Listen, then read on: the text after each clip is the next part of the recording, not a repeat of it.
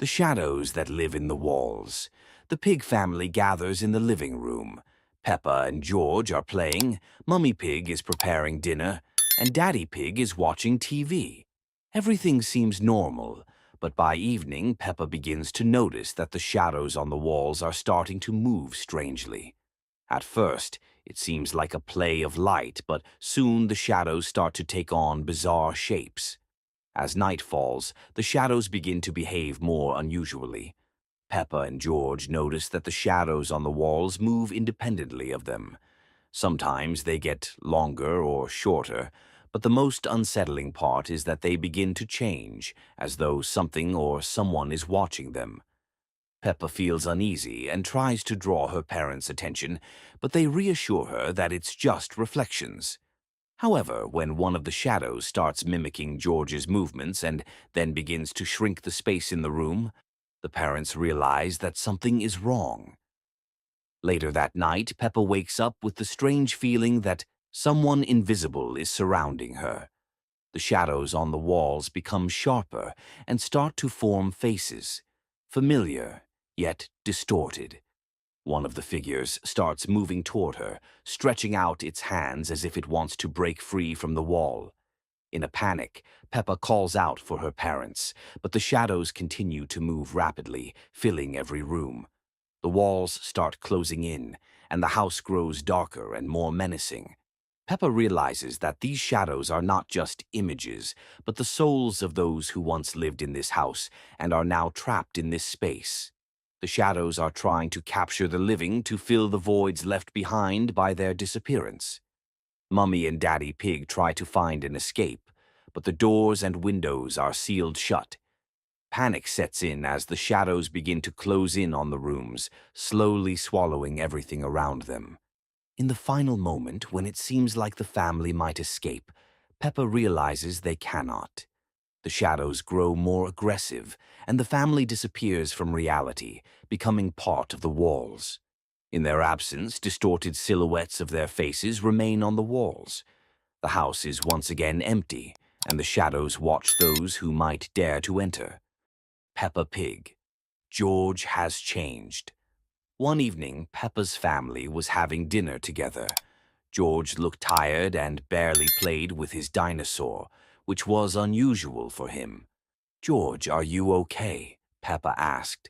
"Yes," he said quietly, but his voice sounded strange, as though it came from far away. "He's probably just tired," Mummy Pig said. That night, Peppa woke up to a strange sound. It was a faint whisper coming from their room. She looked over at George and saw him sitting on his bed, staring at the wall. "George, what are you doing?" she asked. "They're calling me," he whispered without turning his head. The next morning, George was acting even stranger. He didn't want to play, didn't eat breakfast, and refused to answer questions. Peppa noticed that his eyes looked darker and his skin appeared pale.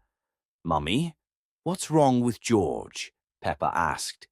"He just needs some rest," Mummy Pig replied. But Peppa couldn't shake the feeling that something was terribly wrong. That night, Peppa heard the whispering again. This time it was louder, and she could make out the words, "Come to us, come to us." She turned to George's bed, but it was empty. His bed was neatly made, but his dinosaur toy lay on the floor, torn to pieces. "George, where are you?" Peppa called out. She crept downstairs and found George in the living room. He was standing in the center of the room, illuminated by the moonlight. Around him, the shadows on the floor seemed to move as if they were alive. "George," Peppa called again, her voice trembling. He turned to her, smiling in a way she had never seen before. "I'm not George anymore," he said in a low, raspy voice. Peppa tried to run, but the doors to the house were locked. George followed her slowly, his shadow on the walls growing larger and more distorted. She noticed his hands were changing. His fingers had grown long and claw-like, and his eyes were now completely black. "You'll change too, Peppa," he whispered, his voice echoing from every corner of the house. Peppa hid in her room and locked the door. But the shadows under the door began to seep into the room like thick, dark smoke. Soon George was outside her door, his voice a soft whisper. "Don't be afraid, sister. It doesn't hurt." The door creaked open, and in that moment, Peppa glanced at the mirror. Her reflection was different. Her eyes were now black, and her face twisted into a sinister smile. Peppa and the Monster of the Dark Pond. Peppa and her friends decide to spend the day at an old pond hidden deep in the forest. It is said that this place is mysterious and dangerous, and those who drink the water from the pond may become something else. When Peppa and her friends arrive at the pond, everything looks strange. The water is as black as night, and a mysterious fog hangs over it. Peppa finds an old stone by the water with a warning. Do not drink the water, do not become part of the dark. But Peppa does not believe in such fairy tales. She decides to try the water, thinking it is just a scary story. George, despite his doubts, also decides to follow his sister's example. They both drink from the pond. After Peppa drinks the water, she begins to feel a strange burning sensation in her body. At first, her skin turns gray, then her eyes become enormous and sinister, and her body starts to grow massively. She transforms into a terrifying monster with long, sharp teeth and a deep, eerie voice. Peppa doesn't understand what is happening to her and cannot control her actions. She scares her friends and starts destroying everything around her, trees, rocks, everything in her path. Peppa's friends, terrified, run away, but Peppa continues to chase them, not remembering what she is doing. Peppa's friends try to find a way to bring her back, but the more they try to help, the stronger she becomes. Soon, they realize that Peppa is no longer the way she was. She has become a real monster, destroying everything in her way.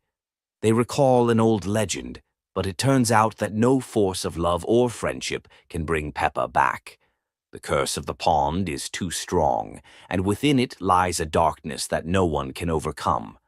Peppa, now completely consumed by her new form, destroys her family's house, and her friends are forced to flee in fear. The episode ends on a grim note. All attempts to bring Peppa back have failed, and now she will remain a monster forever. Peppa's mom and dad, hearing what has happened, are horrified, but they cannot help. Instead of a joyful reunion, Peppa's family and friends must now live with the bitter realization that they have lost her forever.